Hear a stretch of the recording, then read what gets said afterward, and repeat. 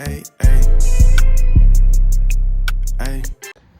Yo, it's Dave, man. Back with another one. You know, energy might feel a little different today.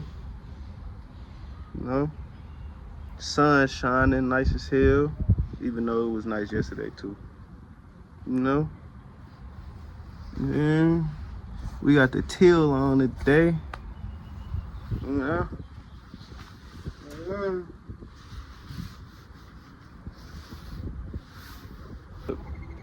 We got Paul Reed playing throughout the game and not just the fourth quarter. We got Jalen Duren acting like his name is Jalen Duren. Feel me? Like, I was thinking Jalen Duren's about to be another, I don't want to say Jeff Okuda or one of them because they was high draft picks. Duren wasn't that high of a draft pick, but like the dude we thought had all the potential and all the ability, he was showing us that he wasn't that guy. But then last night, it's like he snapped out of it. And that's the thing with young players, bro. That's the thing with young players. So, I be trying to give them grace, but it's like when you got 5, 6, 7, 8, 9 games in a row of you underachieving and underperforming. This the first game since the first 2 games that he had a double-double. Or at least that he had 10 boards. I don't even remember if he had a double-double in both of them games. I think he did. I think one game he had 10, one game he had 12. Could be wrong. But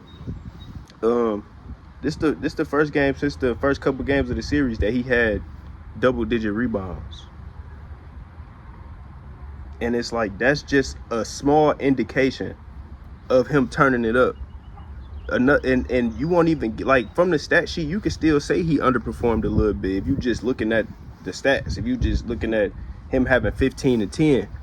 But if you're looking at the way that he started the game off aggressive, and he was aggressive throughout the game, whether it was Evan Mobley on them, whether it was Jared Allen on them, whether both of them was down there, he was battling, and he was putting work on them niggas. He was hitting them with them spins, drop steps, elbows, little pickup cross. He was doing it all last night. Only thing he ain't give us was the midi. So I just appreciate them boys going out there with that level of intensity, man, and making it happen yesterday against the Cavs, who is a more experienced team, and who a lot of people would say is a more skilled team. So they could have, and they was at home last night, so that was their best opportunity to go ahead and get it done. That was their best opportunity to go ahead and get us out of here. So we gonna see how it goes Sunday. Hopefully we come out there and we got a similar game plan. Obviously, the Cavs gonna make adjustments. That's basketball. That's sports. But hopefully, we do have a similar game plan because I like that. I like the rotations we had last night. I like the game plan last night. I actually enjoyed Duncan Robinson coming off the bench. First of all, he was lighting their ass up coming back off that back injury. But I appreciate the way he played coming in off the bench, and having him off that bench and be that steady little piece that could give us points here and there whenever he open, whenever he got to look. That was big. Sasser came in and gave us big minutes last night, man. We got a lot of points from our bench. Part of that is having Duncan on the bench, because he had, if I'm not mistaken, 4 threes. I haven't looked at the stat sheet, so give me a little bit of grace, but I believe Duncan had 4 threes. So a lot of that is Duncan, but then you got Paul Reed coming off the bench and giving us another healthy game, another very good game, bro. More very good minutes. He had 17 points. If I'm not mistaken, he had 17 points in 16 minutes. I think he had 17 and 6 or 17. Yeah, I believe it was 17 and 6. Man, just good minutes, bro. We got good minutes from him. Dennis started, but his minutes was good. We got good minutes from Sasser. We got good minutes from Stu even though he didn't play. I don't think Stu played the entire second half, and I believe that makes 2 games in a row if he didn't. But we got good minutes from all them guys, man. Our bench outscored theirs, outplayed theirs, and that's something that we haven't had this playoffs for real. that was part of the reason why I wanted them to bring Tobias Harris off the bench on top of his defense. I wanted them to bring him off the bench because he could be a big boost for us off the bench and give us a little bit of security when we out there running with guys that might not be so sure. You feel me? Or that might not be just able to take advantage of matchups as well. So they showed out last night, man. We was great defensively. Duran had a steal and 3 blocks. I believe Asar had like 4 or 5 steals. And he had a block or 2. Them boys went out there and played some Detroit basketball, man. They went out there and played some Detroit basketball. I have no complaints. I have no criticism because everything except for getting Ron Holland some minutes, everything I asked JB Bickerstaff to do, he went out there and did. He earned a lot of respect for me this game. He already did it with the last series. I can't lie. Like, even though we shouldn't have been in that situation last series, he had a lot of fuck-ups, but he adjusted, and we came out on top in that series. And he got the opportunity to do the same thing this time. He got the same opportunity to do the same thing tomorrow. So I just appreciate that. I appreciate that effort them boys went out there and gave, man. They was really on their A game. If you watch before the game, because I tuned into the pre-broadcast probably 10 minutes before the game, 15 minutes maybe before the game started. And if you watch it, nobody looked nervous. No Piston, no coach, no player, nobody looked nervous. Everybody looked like they knew what the game plan was. They looked like they knew what the hell we was about to get out here and do, and they looked like they was ready to do it. So I got no complaints, man. This video not gonna be long at all.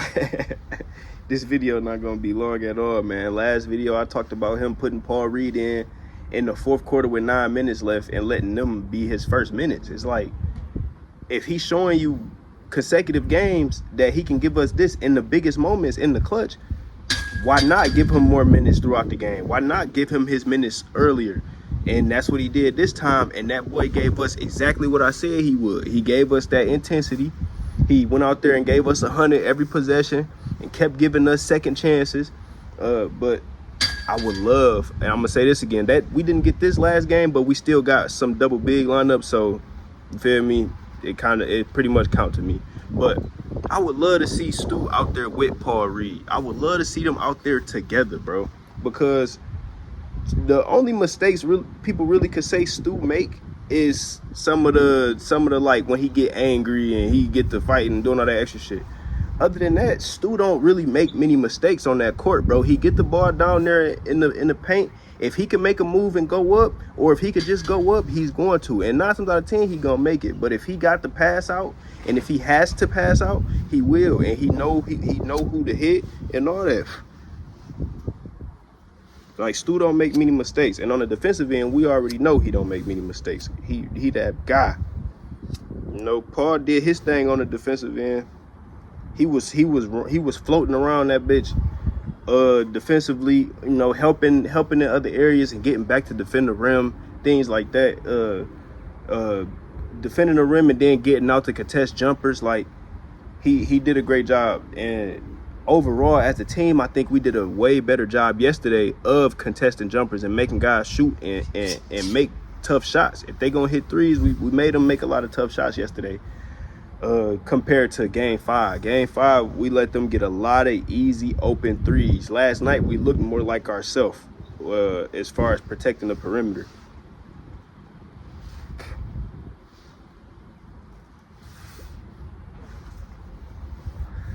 Only thing I really would like to see different next game, Asar, just know they always baiting you, bro. You know they gonna try to give you whatever little ticky-tack foul because you the biggest fucking game changer on defense, bro. So don't let these motherfuckers get in your head. Don't feel the need to bump niggas back all the time and push niggas to the ground all the time. Like, take it a little easy sometimes, especially when we in that position that we was in when you start getting into it with niggas. When we was in the position we was in, if I'm not mistaken, we was up 10, 11 points. You know, so they gonna look for any chance they got. Once we start to get a decent lead and get the opportunity to push it up, they gonna take any chance they get to draw fouls and slow the game down and stop our momentum. You know what I'm saying? And try to mess us up and get us out our game or get us in foul trouble, get certain guys off the court. So we got to make sure that we keep our heads in that shit 100%, bro, all the time. Them couple fouls you got when you came back in after sitting on the bench, them was just unnecessary. Even though he did bump you first, and Evan Mobley did bump you first, or, you feel me? Even though you was trying to get over that screen, that Jared Allen screen, you did wrap him. So just like that's it. That's all I really want to see different from last game, man. I would love for Ron to get in. Now, the home games are even more important for Ron Holland to play than away games. If he don't play and we have a game like last night, it is what it is. But the home games is even more important for Ron Holland to play because he turned that motherfucking crowd up. It's not too many people on our team that turn the crowd up more than Ron. You know what I'm saying? So I'm looking forward to Detroit coming out and playing a real good, a real smart game tomorrow. Cade do need to turn some of them turnovers down. You did have a stretch, I don't remember if it was at the end of the half or at the end of the third quarter, where you had a couple turnovers back to back. Just bad turnovers, bad passes. So that's another thing that we need to tone down. That's always a thing we need to tone down, especially when it comes to Cade. So yeah, man, I ain't got nothing else, bro. The boys went out there and did their thing, man. I'm looking forward to it again tomorrow, man. We out.